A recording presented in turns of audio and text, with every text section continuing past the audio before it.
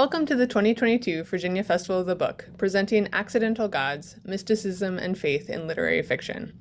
I'm Sarah Lawson, Associate Director of the Virginia Center for the Book, a program of Virginia Humanities. Thanks for joining us.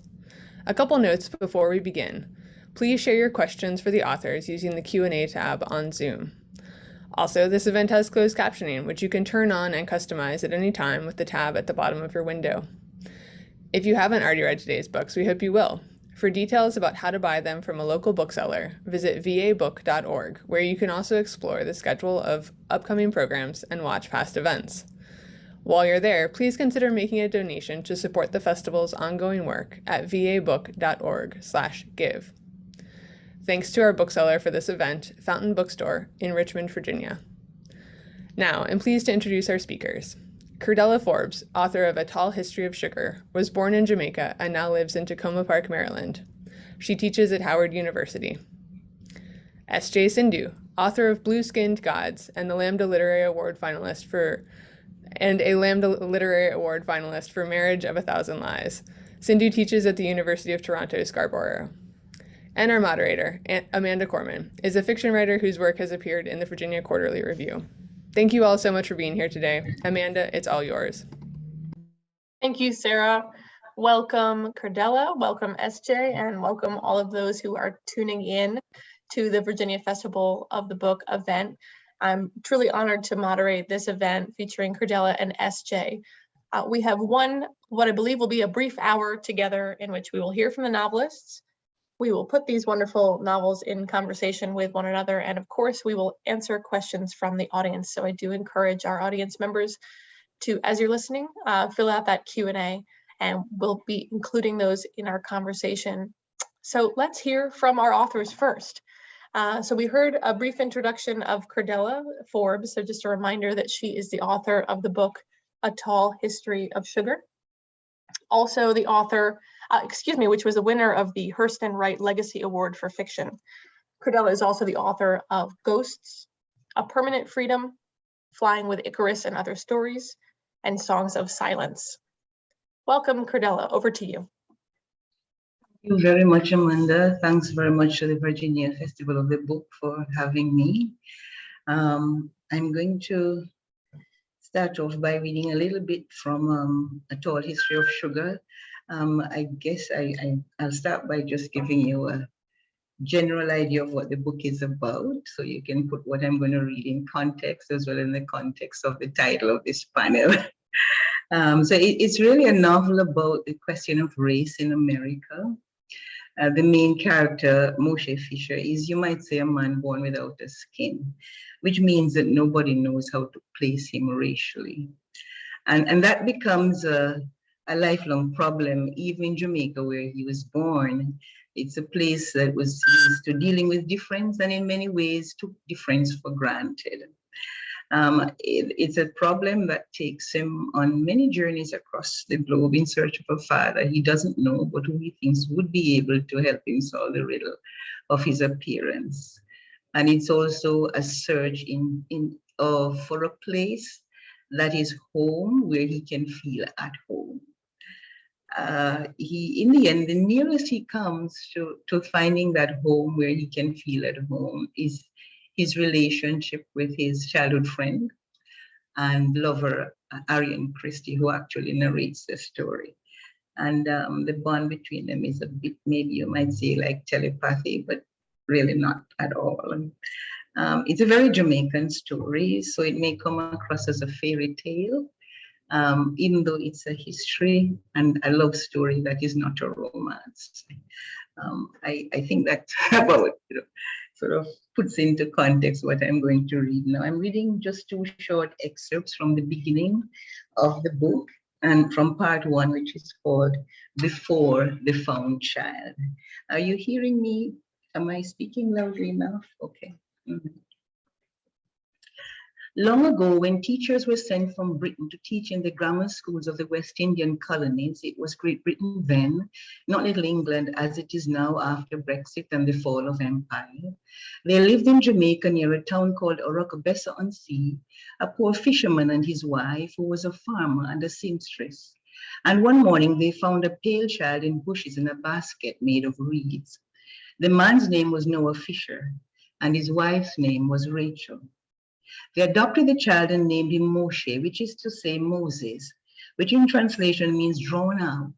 And they named him in this way because Rachel was a Yahwehist, and because the bushes in which they found him were a tangle of sea grapes running low as a reed bed along the ground on cliffs above the sea. And when she found him, for it was she who first saw the child, the spray from below had made a pool around the basket, so that in another few moments it would have sailed. Which is to say that in a manner of speaking, the little boy was indeed drawn out of water. The grandmother, a long-headed woman of the countryside, tells me, "You don't need for goddess, so. You do not need this long explanation of watery origins, since the ancestors of every Jamaican came over the sea, most of them in the ship's caca. And moreover, are we not an island surrounded by water? So anyone born and found here is a child of water, and no more to be said." Well, this child that was found did not look like anyone who came over in the holds of ships 300 years ago. So it is important to give all the details of his name and how he was found. The morning on which this happened was not unusual in the pattern of Noah's and Rachel's lives. It was a Friday, the day when they joined the long lines of sick and ailing from the town and its surrounding districts, who traveled to the parish's one hospital, mostly on foot, to get treatment for their ailments and wounds. The lines included women pregnant with their first, second, third, sometimes 10th, 11th, or even 12th child. It included men with machete chops all over their bodies from plantation disputes, children bent in the shape of safety pins from hookworm, young ones with yaws, whooping cough, measles, or mumps, the usual maladies of childhood in those times and in that place, and many young and old suffering from heart failure, blocked tube hernia, unresponsive male organ, under-responsive female organ, testicular edema, old fresh cold, virulent fresh cold, consumption, out of control blood pressure, and various disorders from the surfeit or indigestion of sugar. The extent and variety of ailments on saccharine indigestion on the island was both miraculous and unsurprising. In case this is unknown to you, Jamaica from its infancy had been a sugarcane plantation where people perforce ate a lot of sugar or its byproducts and leftovers. Sugar in the boiling houses made the slaves drunk. The great vats of it with its licorice smell, when it was in the making, and when it was made, the shining crystals scooped into vast kegs for shipping to England, the mother country. The grains clung to their skins and got into their eyes and ears and even their secret parts, their vulvae and their scrotums. And that was the reason some could not have children, the grandmother said. I'm so sorry. After the long cruel hours in the cane peas, being bitten by cane rat, sugar snake, overseer, whip, cut sun, and cane leaf, when they went back to their slave cabins at night, there was sometimes nothing to eat but sugar. But they could not eat it without becoming sick, or rather more sick, since they were already sick in the beginning from too much consanguinity with its sweet stickiness. This is why it became a saying in Jamaica: is one of two things when take you. If it's not sugar, it's heart failure, which might boil down to the same thing. For heart failure comes from eating too much salt. Salt for healing, for taste, even your tea. Salt for feeling balanced, salt for good luck. Throw it behind you. Salt for counteracting obia and the ill effects of sugar. In Jamaica, once upon a time, and maybe still now, we ate salt like sugar, against sugar. So it still goes back to Noah Fisher, a quiet man except when he was aggrieved, had his own views as to how this alchemy of sickness took root. Foolish Galatians. You don't know, say sugar be the one thing black people can't eat with impunity. Sugar is the one thing that black people cannot eat without a confrontation with destiny. I'm skipping to the end of the chapter. Rachel followed the cries until she caught sight of bright red cloth among the tangle. With sea spray in her eyes, she thought at first there was a woman crouched on the ground. The woman in a blue cambric dress was shushing her baby as she struggled with one hand to release her breast to put in the baby's mouth, while with the other she hoisted up her skirt to pee. Then Rachel's vision cleared and she saw that no woman except herself was there. She saw the basket with the baby's tiny legs sticking above the piece of scarlet cotton that had been tucked around him on both sides. She saw the milk blue skin exposing the tracery of veins, the wisps of snow hair that later resolved itself into the famous two-tone bush, wild blonde in front and jet black behind. The old man's wrinkled cheek that all newborns have, red with pain and rage as he screamed. The left side of his face was hidden against the padding in the basket, which was in danger of stifling him. From his size and the timbre of his crying, Rachel, who had helped her mother raise 8 children, could tell at once that the child was newborn. The basket had been padded with great care. It seemed in a pitiful effort to make him comfortable. It even had a bonnet-shaped canopy to shield him from the sun. But it had not shielded him from the line of black ants that were crawling over him and causing his cries. Rachel ran the last few steps. Frantically, she began brushing off the ants in the same motion with which she lifted the child out of the makeshift cradle. With savage instinct, the baby snuffled against her breast, searching for the promise of comfort he was programmed to recognize before he even left the womb. He had been dressed in a small girl's bloomers and what looked like torn off pieces of a red sheet, as though no preparation had been made for his birth. Swaddling cloths, Rachel thought, as the wide band of the panties shifted and she saw it was a boy. The ants had begun to eat his foot, but even that pain had faded in the greater pain of his hunger as he snuffled for food. Not finding where to snuffle, he began screaming again. Rachel rocked her body to and fro to quiet him while turning the little face toward her to see further what manner of child this could be. What she saw of the rest of the face made her hide it in pity in her shawl. There are moments in life when some object or vision or encounter moves a person in their heart with such force that the future, that is to say, one's way of looking at it, is changed forever. No course of action presents itself, and so without condition, the heart surrenders. Something irrevocable gives over. Such is the irresistible arrest. In the unique recognition of helplessness, the knowledge that there is nothing in the universe that could ever be done, no sphere of influence within which one has the power to act, we reach blindly for the familiar. For Rachel the Yahweh's, when she saw the child's indescribable face, this was such a moment. This she told me many years later. When she saw, I finally understood that I had no power over him. And Rachel Fisher, a cursing woman in whom faith had the force of superstition, kneeled down on the ground there with the found child in her arms and prayed. The baby felt quiet. When she got up off her knees and looked at his face again, she smiled, a slow, astounded, beatific smile, and decided to say nothing to anyone about what had happened in that translucent moment when it became clear that she and the found child had been lifted for an uncountable moment out of time. Moses, she whispered, Moshe, and again, Moshe. Then she added, as if in defiance of some objecting voice that only she heard, your name Moshe, because I draw you out of the water. As you can see, this account of how she found him was not accurate, but it was Rachel's account, the one that was told throughout Moshe's early life. Rachel went back inside the hospital, entering from the front, an erect young woman with her hair demurely wrapped in a tie head, and her nylon dress that had got soaked through in the flying spray, now chip dry, floating softly around her hips. With the child cradled in the crook of her left arm, the basket in which she had found him hanging from the other, she was what she seemed, a decent woman, a real woman now, carrying her newborn child. Thank you. Thank you so much, Cordella. And we don't get to hear the audience's applause, but I imagine that, let's imagine it. That was wonderful. It's so wonderful to hear you read from this wonderful book. Thank you. And now allow me to introduce SJ Sindu. So for those who are joining us and didn't hear the introduction at the top, I'll just remind you that SJ Sindu is a Tamil diaspora author of 2 literary novels, Marriage of a Thousand Lies and Blue-Skinned Gods. A 2013 Lambda Literary Fellow, Sindhu holds a master's in English from the University of Nebraska-Lincoln and a PhD in English and creative writing from Florida State University and teaches at the University of Toronto Scarborough. Welcome, SJ. Thank you so much for having me.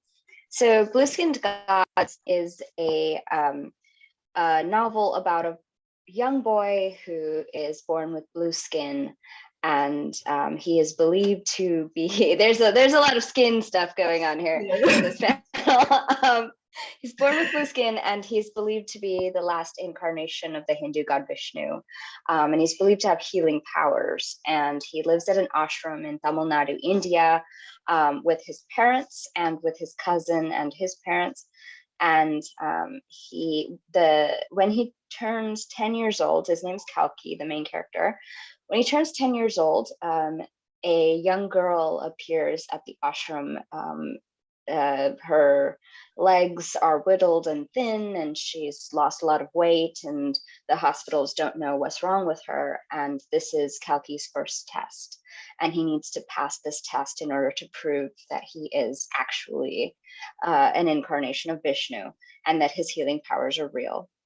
So he tries everything, and he finally is doing a healing prayer when his uncle comes in and feeds this girl something. And after that, she starts to heal. So Kalki starts to doubt himself for the first time. And once he starts doubting himself, it sort of snowballs in his head. He's only 10 years old. His cousin Lakshman is 9 years old. And they're sort of, they're going on this journey together. So the part I'm going to read is Kalki's parents have gone to the city, and while they're gone, his cousin helps him take a bath, and they discover that there's blue dye in the bath that Kalki takes every day, and so his doubt only grows. And this scene takes place after his mother comes back. The blue water swirled. Now that I knew, I could see the little dots of indigo powder eddying on top, settling into snaking ripples. Blood thudded in my fingertips. Why is the water blue? I asked. I turned around and looked into my mother's eyes. There's ink in there, I said. Amma remained silent, her face pained, as if I'd told her I no longer loved her. I sat on her lap, but she didn't hug me. My belly crushed itself from all sides. Amma? Someday, Kalki, she said, you'll figure this out. Some people need help believing. She looked off into the distance while she spoke, like she wasn't really seeing the tiled wall of the bathroom or the high slit window. Everyone at the ashram believes in you, but the others need convincing. There's nothing wrong in that. In the glare of the moonlight, my skin still shone blue, despite not soaking in the ink water for a few days. Lakshman's blue had come off with soap and scrubbing. Your skin is blue, she said, with or without ink.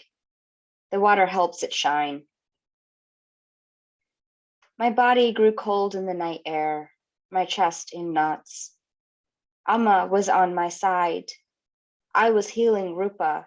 That should have been proof enough. And I was still all jumbled up inside my head.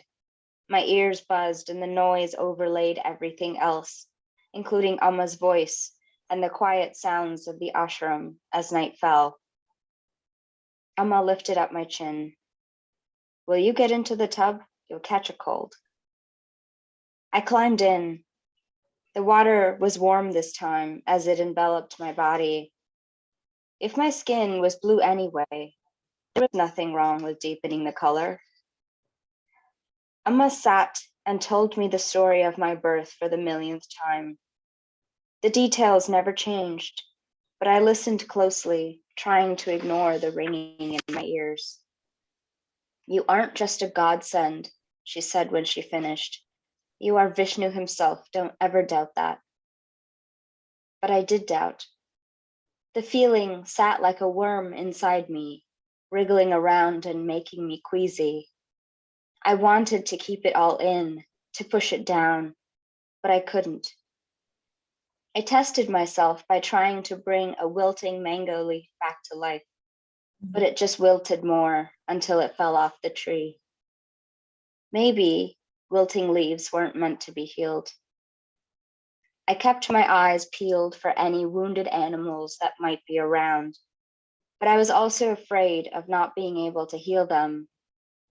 If Aya had known, he would have said I was weak, and maybe I was. I wasn't strong or fast, and I couldn't talk to the birds or the beasts. I didn't have exceptional knowledge or wisdom. If I hadn't healed Rupa on my own, and if my skin was being dyed with indigo, it also meant that I would never be able to bring peace to the world or travel to meet my followers. And if I did still manage to do those things, I would be a fraud. Do you really think I'm a fake? I asked Lakshman. He cocked his head. I had called him into my room and closed the door, which I never did, because Aya didn't believe in closed doors for anyone but himself. No, Lakshman said, slower than I liked. You're Kalki. I gripped him by the shoulders. But the bath water, what about the bath water? But your skin is blue anyway. You're blue inside and out. I sat down on my bed. There has to be a way to know for sure. I couldn't think of how to articulate the writhing worm inside of me. To know if you're a god? Lakshman asked. Do you feel like a god? I had my mind room full of cotton, waiting to be made into light. I could meditate for hours. I had memorized large swaths of the Puranas. Was that all a god was? I don't know, I said. We can see if you can heal yourself. We could cut your hand. A cut on my hand would be conspicuous. Aya would see, and it would be painful too. Somewhere else, I said. That night, Lakshman waited until all the adults were asleep, stole a knife from the kitchen, and met me in my bathroom. It was the brightest place we knew, and the one bare bulb glowed in the darkness. We also had my kerosene lamp on hand to add to the light. Ready? Lakshman whispered. He held the knife over the skin of my right thigh. I had stripped off my bhishti and boxers and stood naked except for the punal I wore diagonally across my chest. I closed my eyes and held them shut with my hands. Okay, go. I waited, counting the seconds in my head. 1, 2, 3. The cold metal grazed my skin and I jumped back. Sorry, I said. You have to keep still. Do it faster and press harder. One swoop. Lakshman took his position again. I clenched my eyes and teeth and prepared myself not to move. In the quiet, my heartbeat ricocheted in my skull. Before I was ready, pain seared across my thigh, almost like a burn. I clapped my hand over my mouth to keep from screaming. Lakshman dropped the knife with a clang. Blood dripped down my thigh, but it didn't look like blood. It was dark, almost black, like mud. Your blood, he said. Your blood isn't red. He fell backward onto the floor, crawled toward the kerosene lamp, and brought it close to the cut, right up to the skin. No matter how much light we put on the blood, it stayed dark. The pain traveled from the cut up to my hip. I hopped up and down, biting my hand to keep from crying out. Go get water, I said. Lakshman ran to the corner where we had water in a pot and dragged it to me. He splashed water on the cut, which clanged with more pain. Dizzy, I sat on the edge of the tub. He washed out the wound with my veshti, but it kept bleeding. What are we going to do? I tried to breathe through the pain. Focus, we needed to bind it. Bring me a clean veshti, I said. He went to my room and brought one back. I helped him tie it tight around my thigh, where it bled through slowly, the blackness blooming like a plague. He helped me stand up, and I limped back to my room. We have to clean up. Just let me sit for a while. He pushed me gently down onto the bed and drew the covers over me. I'll do it, you sleep. But I have to try and heal myself. Lakshman put his hands on his hips. Your blood is black. That should be enough. I don't think regular humans have black blood and blue skin. You're a god. Now sleep. Thank you. Thank you so much, SJ. It's a very stirring place to leave us. Thank you so much. It's wonderful to hear your words. I'm so looking forward to putting these two novels in conversation. I think we can hear already in just briefly from both of you the fascinating intersections that we have by putting these novels together. But I thought actually a great place to start for our audience would be to hear each of you talk about the origins of these novels. So specifically, what was the idea or the germ that got this book started? And I thought, Cordella, we would begin with you, if you could unmute. Thank you, Amanda. Every time somebody asks me that question, I have another origin story. So Right. I think that's the way in fiction works. I make a fiction to do the other fiction. But there's one thing that I think is constant, and that is it comes out of a certain amount of culture shock. When I first came to the United States, and I've lived here for many years, I'm used to know that. You read about race, and of course, race is an issue in Jamaica in a different kind of way. It's probably more color than race. But I had never confronted race in that kind of visceral way that I saw it played out in the US. And so I began to think to myself, well, and I distinctly remember reading a report that said some research had been done that showed that the first thing people saw when they saw somebody for the first time was their race. So I thought, well, okay, well, suppose there was somebody born whose race you couldn't tell. What then? And so that's how Moshe came to be born. And that wriggled in my head, like a worm for a long time. It's interesting. I actually thought it would have been set in the United States, but it's set in Jamaica and England primarily, other parts of Europe. And I think because I also thought that that's a question that here he's born in a place in a rural village in Jamaica in the 50s. Where people just tend to take a lot of difference for granted. It doesn't bother them. It's part of a sort of hybrid culture. But he was, something that nobody had ever seen.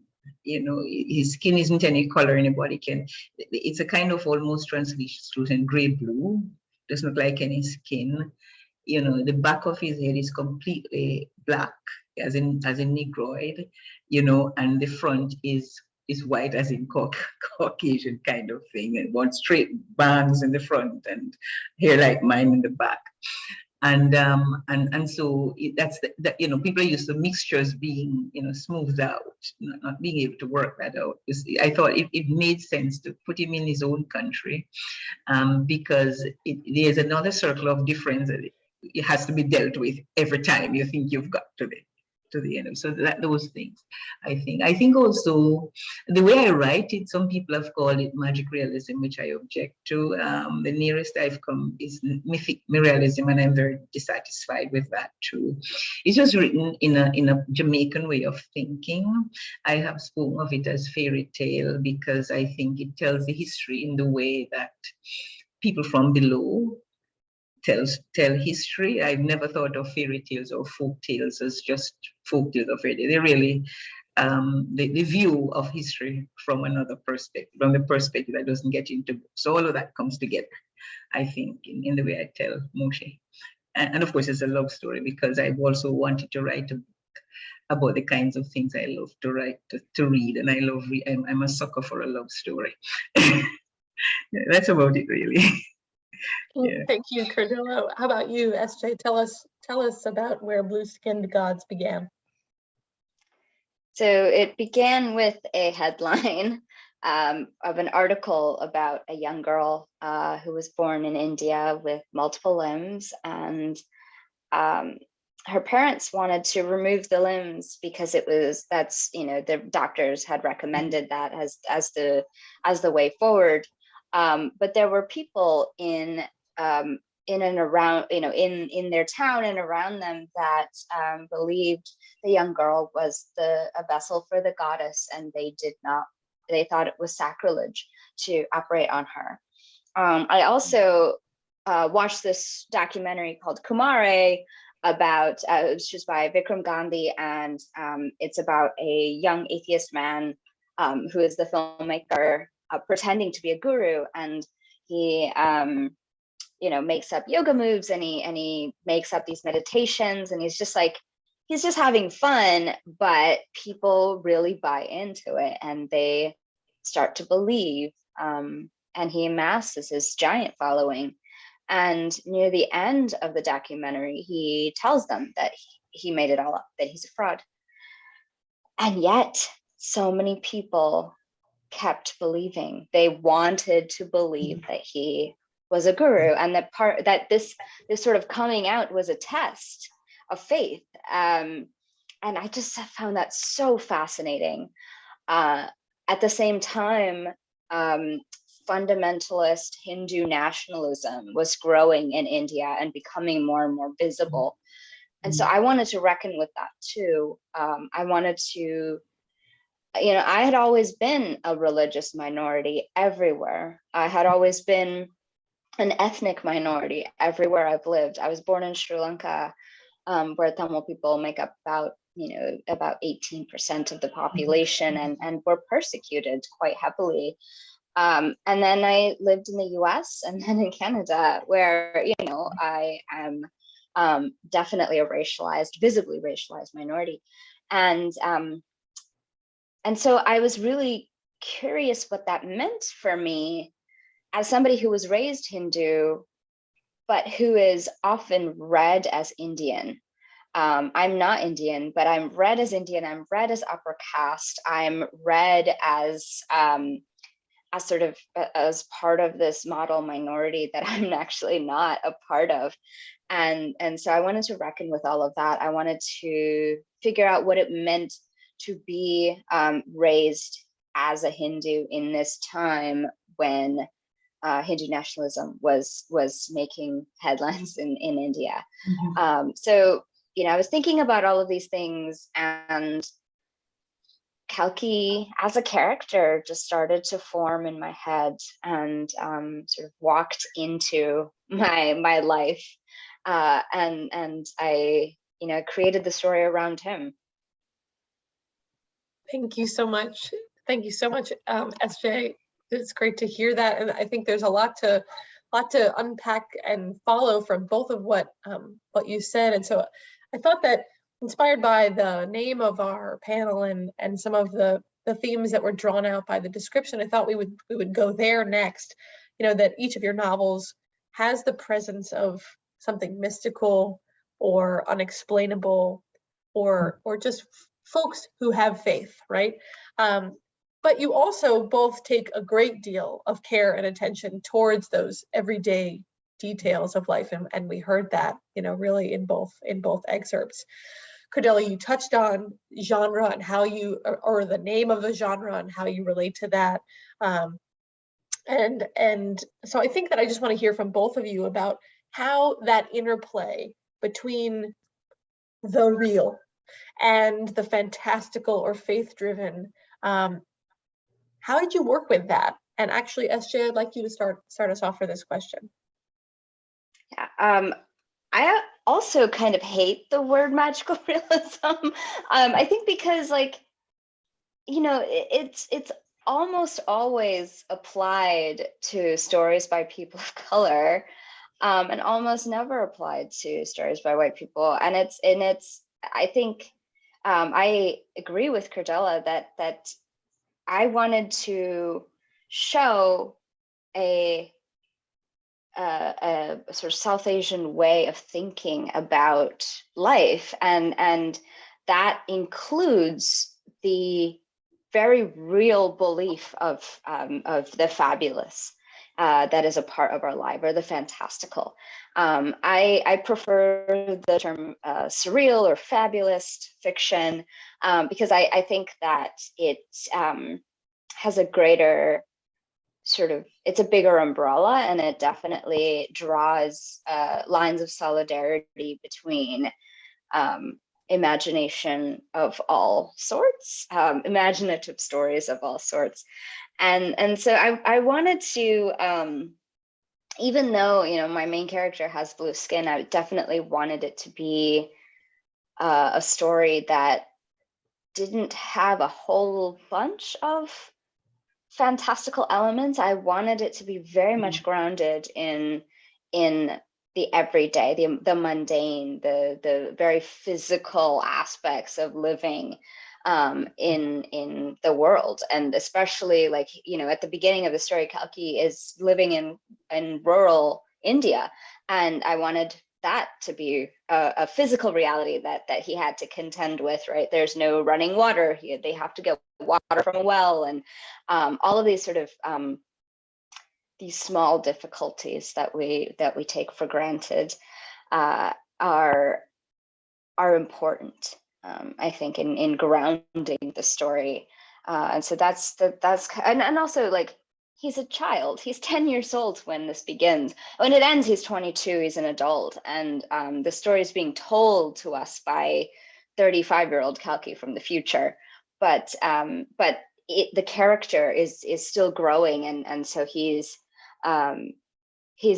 like many children, he's very much sort of, his world is fantastical in a lot of ways. Like, there's very little line between imagination and reality at that age. And this is, like, you know, he's 10, so this is around the age when children start to draw that line a little bit more solidly, and say, like, okay, so this is just in my head, and this is real and physical. And they're starting to make those kinds of distinctions, and I thought that was really a rich place to begin this story. Thank you, SJ. And Cordella, I'd like you to answer this question as well, about how you manage that interplay between the real and the fantastical. I'm also going to weave in what I see as a question from one of our audience members, Abigail, who also wanted to hear just about, from a writing perspective, I think, what are effective techniques for creating a mythological or fairy tale feel. So maybe you could incorporate that as well into how you answer this question, if you'll unmute. Thank you for reminding me to unmute. I always forget to mute when I should. I unmute when I should. Me too. Yeah. Before I begin, I just wanted, I was really struck when SJ, when you were talking about the kind of international scene as you were writing the book, because I had this almost surreal experience. There's a part in A Tall History of Sugar where Moshe goes to Bristol in search of his father, whom he doesn't find. But he's walking through the city and he's looking at all the slave routes. And he comes to the city center where Edward Colston's statue is set up, you know, and Edward Colston was this guy who made a lot of money from sugar and then became a philanthropist with the money. And I was interviewed on a podcast in England in June. And while but at the same time I was doing the interview, people were taking down the Colston statue. I thought that was kind of cool. But anyway, yes, I'm coming from a very similar place to where SJ is coming from. And so I struggle a lot with the language that says fabulist or mythic, or because it is part of the everyday, the quotidian, the everyday life. We you know, in Jamaica and the Caribbean, I dare say, we don't separate boundaries. Imagination is part of reality, kind of thing. And I think that is, to be truthful, I suspect it is more a way of thinking among peoples all over the world than appears. But I think we confront it in a particular way. And I think we confront it probably because of our history, that everybody came to that part of the world as a migrant, usually forced in one way or another. And that includes the people who came from India and China. You know, that, you know, you may have been not been enslaved, but you were forced. And so there's a way in which you are sort of disjunct from original homes of spirit. And when you do that, when you're sort of denuded in that way, I think you tend to fall back on that part of you which is spiritual, really. And so you call on those resources. So you're always aware of a dimension that nobody can take away from you, kind of thing. And the struggle is to represent that as everyday life is really hard, you know. But I've had some good mentors. I always say Gabriel Garcia Marquez gave me permission to write the way I do, to write the way that's in my head. So it's okay to write like that. And there are other people like Erna Broadwell who did that too for me.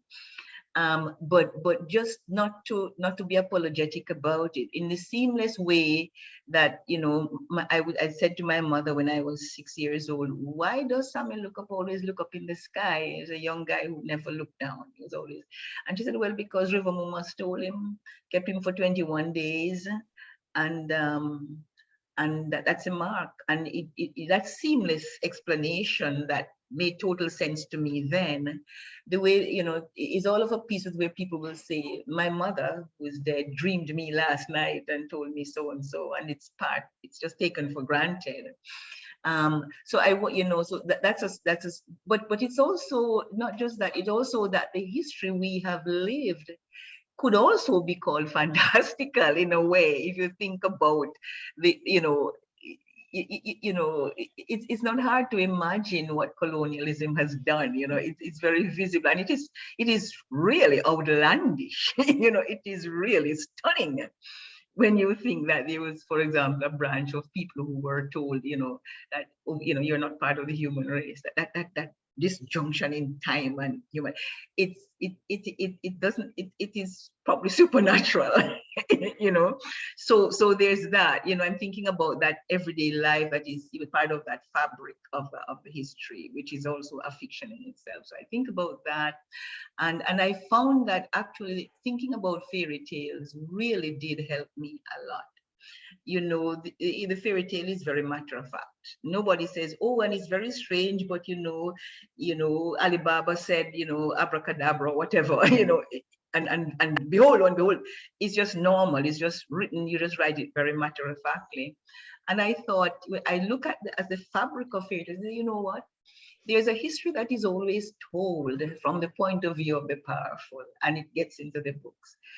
All the fairy tales and folk tales we knew were actually oral stories told by the ordinary people that people collected in books like Brothers Grimm. And so what it really means is that they were seeing history from a different point of view. When the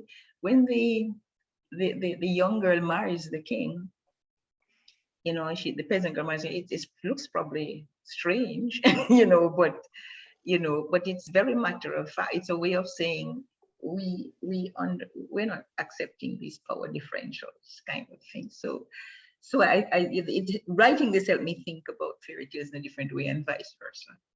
Yeah.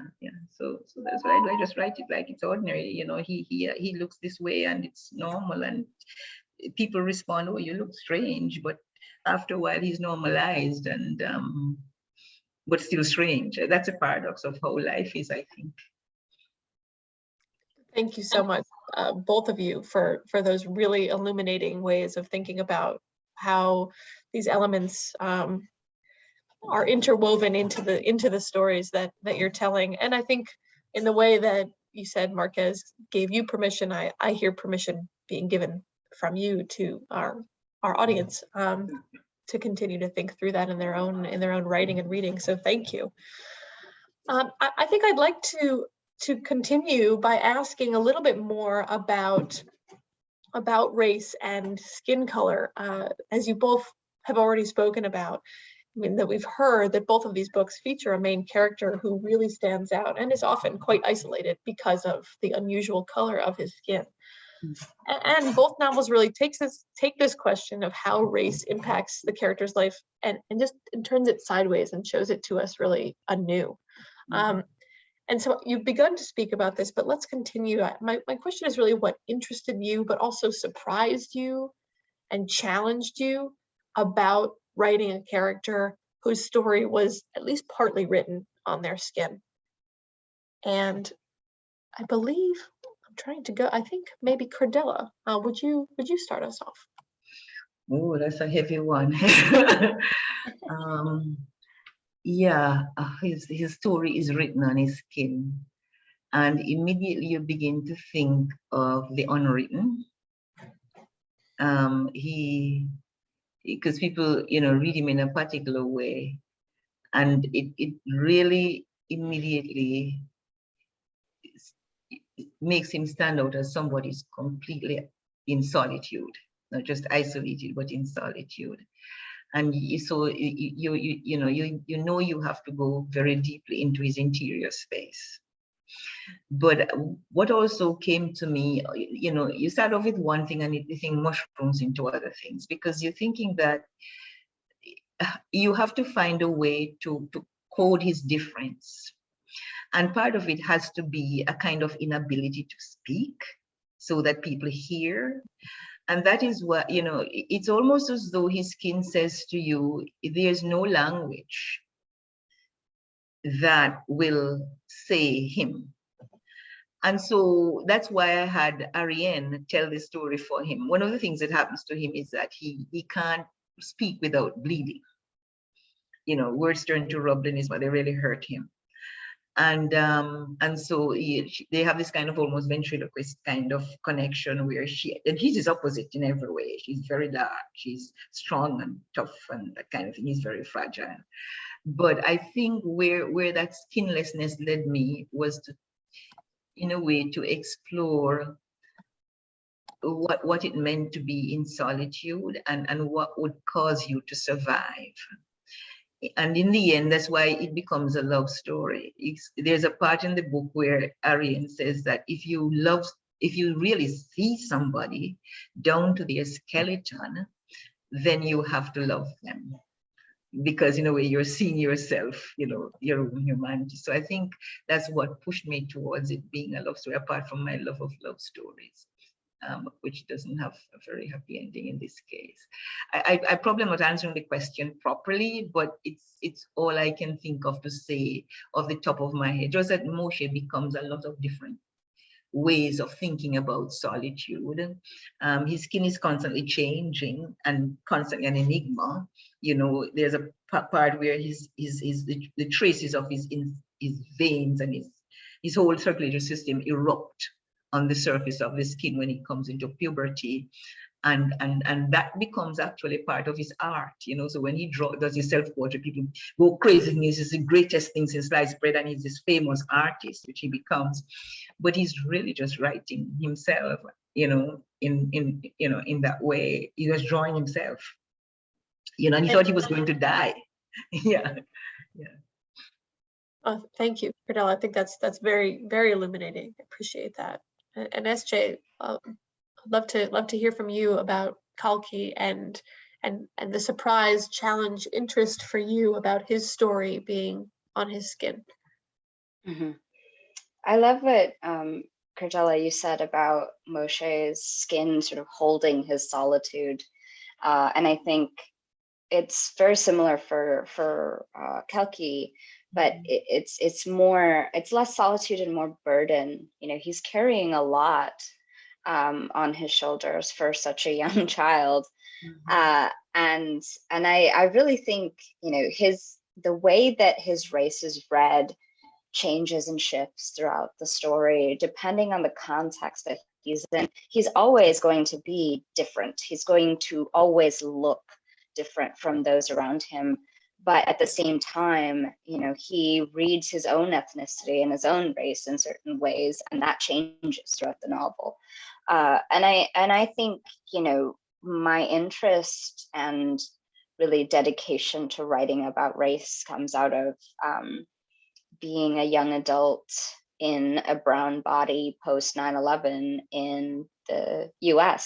It was a very weird time where, you know, a lot of people like me, like my family, were being targeted by Islamophobic violence. And I remember that, you know, I was living around Boston at the time, and you know, one of the planes had been taken from Logan Airport, and you know, the sort of the backlash in the Boston area was pretty swift and pretty violent, and people, you know, people that looked like my father were being, you know, taken off the streets, and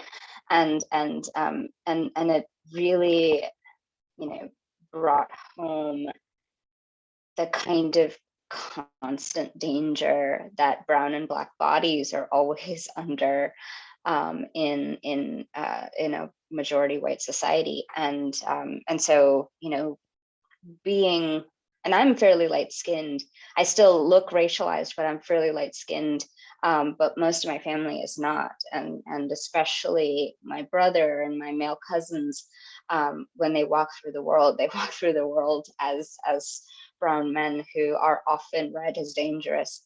And so it's, you know, it's just a reality that I've grown up with, and especially post 9/11, it's sort of a stark reality that I've grown up in. And so it's important to me to write about skin and about race and about ethnicity and about the ways in which colonization has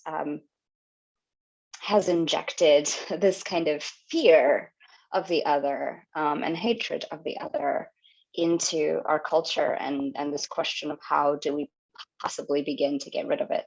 And is, you know, is it even possible to erase the legacy of colonization, the racial legacy of colonization? Thank you so much, SJ. I'm looking at the time. I do not want to slowly bring this conversation to a gentle close. So I am not going to just yet. I have one more question for you, but just to know that we are beginning to wrap up. I thought that for those in the audience who are gonna buy your books and enjoy them, and I hope it's each of you, because each of these books has really special and quite just a wonderful experience as a reader. Both books begin with strong sections from this childhood perspective. And so I thought that would be a nice place to end, was to hear each of you, perhaps briefly, I suppose, I must concede it is 10:54, talk about why it was important to you to show us the world of the book through the eyes of your character when they were very young. And SJ, perhaps you could start us off. Sure. I just think that the world is in some ways a little clearer when you're younger, which seems, you know, instinctually wrong, but I think it's absolutely true, where there are ways in which a child can look at the world and see the truth that, you know, as you grow older, as more and more things crowd into your brain, the more and more memories you're holding and carrying with you, the harder it becomes to sort of slice through everything and have that piercing gaze at the world. And that's why I wanted to start that way. I wanted a character who was new, who was fresh, who wasn't carrying a lot of burden, so that he could look at the world and see it for what it really was, instead of what, you know, he's been led to believe it is. Thanks, SJ. Cordella, could you tell us a little? That's very similar to my approach as well. In addition, I wanted my readers to have that kind of insight through the eyes of the child. You know, there's a way in which that kind of vulnerability of a child is more moving, is terribly moving, when you see, as SJ put it, the burden that he carries inside. It hits you in a different kind of way. Excellent, thank you. Well then, actually we do have, I think, a moment to answer one more question from the audience, from Jen, which is tell us what you're reading. So we want to read your books, and then we want to read the books that you tell us to read. Take us to our next read after yours. I've been reading a lot of stuff all together. I'm still reading through the entire trilogy of Father Comes Home from the Wars by Miss Park, you know, and I'm also reading. My head goes. Sorry. I'm also reading again Measures of Expatriation by Miss Vanica Pildeo, Lorian Park. You know, sometimes my head goes. Yeah, Father Comes Home from the Wars. I think it's absolutely fantabulous. And Measures of Expatriation by Vanica Pildeo. Thank you, SJ. The last two books I read were A Passage North by Anna Korman, who it was selected as a finalist for the Booker, and it's absolutely fantastic. It breaks every rule of fiction writing, every single one, and somehow is just so beautiful regardless. And I also just finished Tonguebreaker, which is a collection of poems and performance texts about disability and race and sexuality by Leah Lakshmi Piepzna Samarasinha, and it's absolutely wonderful as well. We talk about books that break every rule in fiction. Marcia Douglas's The Marvelous Equations of the Dread. I never read a book like that. Excellent. All right, well, regrettably, it is time for us to wrap things up. So thank you to our authors, Curdella and SJ, and thank you everyone who tuned in. Please do consider buying these featured books from your local bookstore using the links provided on vabook.org or through links in the chat. And you can also explore the rest of the 2022 Virginia Festival of the Book schedule, which runs through March 20th at vabook.org. And I also wanted to note that we had a thank you from the original question asker, Abigail. Thank you for sharing that beautiful and intriguing perspective. And I would say that applies to the whole panel. So thank you so much, Curdella and SJ, and thanks everyone for being with us. Bye-bye. Thank you very much. Wonderful reading, SJ. I loved it. Yeah, you too. I can't wait to read your book. You too. Bye-bye.